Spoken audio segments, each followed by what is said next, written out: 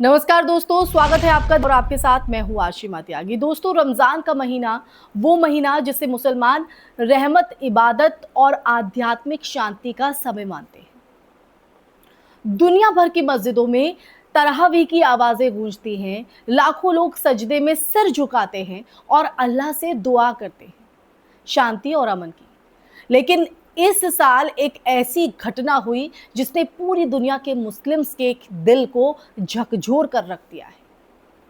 इतिहास में पहली बार ऐसा हुआ कि यरूशलेम की अल अक्सा मस्जिद, इस्लाम की तीसरी सबसे पवित्र जगह, ने रमजान के आखिरी दिनों को बिना नमाज, बिना तरावी और बिना इबादत के अलविदा कहा। वजह यह बताई जा रही है कि इजरायली सुरक्षा बलों ने मस्जिद परिसर को बंद कर दिया और बड़ी संख्या में लोगों को अंदर जाने से रोक दिया। सवाल यह है कि क्या दुनिया की सबसे पवित्र जगहों में से एक को इस तरह बंद करना सिर्फ एक सुरक्षा कदम है या उस लंबे राजनीतिक संघर्ष का हिस्सा है जो दशकों से फलस्तीन की जमीन पर चली आ रही है। तो मैंने अल अक्सा मस्जिद का जिक्र किया, तो अल अक्सा मस्जिद सिर्फ एक धार्मिक स्थल नहीं है, बल्कि ये फलस्तीनी पहचान और इतिहास का प्रतीक भी है। इस्लामी परंपरा के मुताबिक यही वो जगह है जहां से पैगंबर मोहम्मद के मिराज का उल्लेख किया जाता है और इसी वजह से रमजान के दौरान यहां लाखों लोग नमाज पढ़ने आते हैं। लेकिन पिछले कुछ सालों में यहाँ बार बार तनाव देखने को मिला है और कई बार सुरक्षा बलों की तैनाती, प्रवेश पर प्रतिबंध और जो टकराव की खबरें हैं वो सामने आती रही। तो मानवाधिकार संगठनों ने भी समय समय पर चिंता जाहिर की है कि धार्मिक स्थलों तक पहुंच को लेकर प्रतिबंध हालातों को और ज्यादा संवेदनशील बना देते हैं।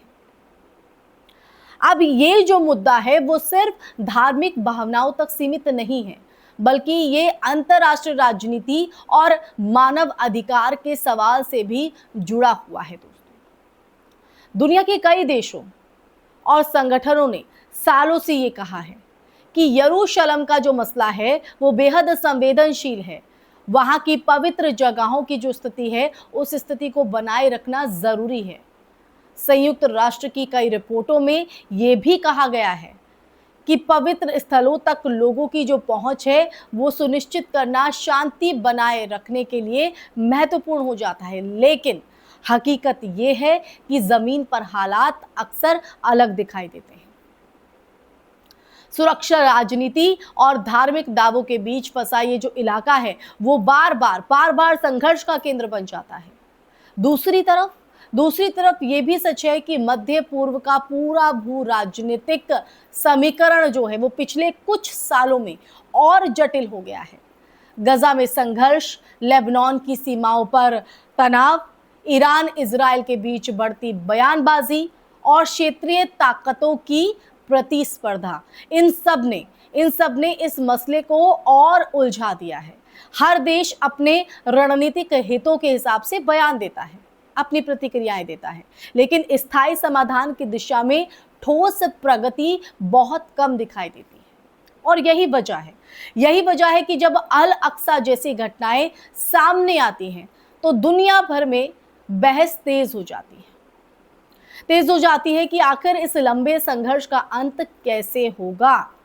और इतिहास बताता है कि पवित्र स्थलों से जुड़े विवाद अक्सर बहुत संवेदनशील होते हैं। यरूशलेम 3 बड़े धर्मों, इस्लाम, यहूदी और ईसाई, इनके लिए बेहद अहम शहर है। इसलिए यहाँ की जो हर घटना है वो वैश्विक चर्चा का विषय बन जाती है। विशेषज्ञ मानते हैं कि अगर इस क्षेत्र में स्थायी शांति चाहिए तो धार्मिक स्थलों की जो स्थिति है उस स्थिति को लेकर सभी पक्षों के बीच भरोसे और संतुलन की जो व्यवस्था है वो बनानी होगी। बिना राजनीतिक समाधान के केवल सुरक्षा उपाय लंबे समय तक स्थिरता नहीं ला सकते। और सबसे बड़ा सवाल यही है कि क्या दुनिया इस संघर्ष को केवल खबरों और बयानबाजी तक सीमित रखेगी या वास्तव में वास्तव में ऐसा रास्ता तलाशेगी जिसमें इंसानी जान, धार्मिक आस्था और अंतर्राष्ट्रीय कानून तीनों का सम्मान हो। क्योंकि जब किसी पवित्र जगह के दरवाजे जो हैं इबादत करने वालों के लिए दोस्तों बंद हो जाते हैं, तो ये सिर्फ एक शहर या एक समुदाय की बात नहीं रह जाती है। ये उस वैश्विक व्यवस्था पर भी सवाल खड़ा करती है जो खुद को न्याय और मानवाधिकार का संरक्षक बताती है। और संरक्षक क्यों बताती है, ये कहीं ना कहीं अपने आप में एक अहम सवाल बन जाता है। और जब संरक्षक की बात आती है तो शायद यही इस पूरी कहानी का सबसे गंभीर पहलू है, क्योंकि इतिहास हमें ये सिखाता है दोस्तों कि जब धार्मिक भावनाएं, राजनीतिक हित और सैन्य शक्ति एक ही जगह टकराते हैं, टकराव होता है इनमें, तो उसका जो असर है वो सीमाओं से बहुत दूर तक जाता है। अल-अक्सा की खामोशी सिर्फ एक मस्जिद की खामोशी नहीं है, बल्कि ये उस संघर्ष की गूंज भी है जो आज भी मध्य पूर्व की राजनीति और दुनिया की अंतर आत्मा को चुनौती दे रहा है। तो दोस्तों, इसी के साथ इस चर्चा में फिलहाल के लिए बस इतना है। ये सच आपके लिए कितना मायने रखता है, या इस पर आपकी क्या स्पष्ट राय है, किस नजरिए से आप इन हालातों को देखते हैं, कमेंट सेक्शन में कमेंट करके दीजिएगा अपनी राय। आप लोगों से इजाजत लेना चाहूंगी, फिर हाजिर होंगी ऐसा ही सच का संवाद लेकर। तब तक के लिए अपना ख्याल रखिए। जय हिंद, जय भारत, नमस्कार।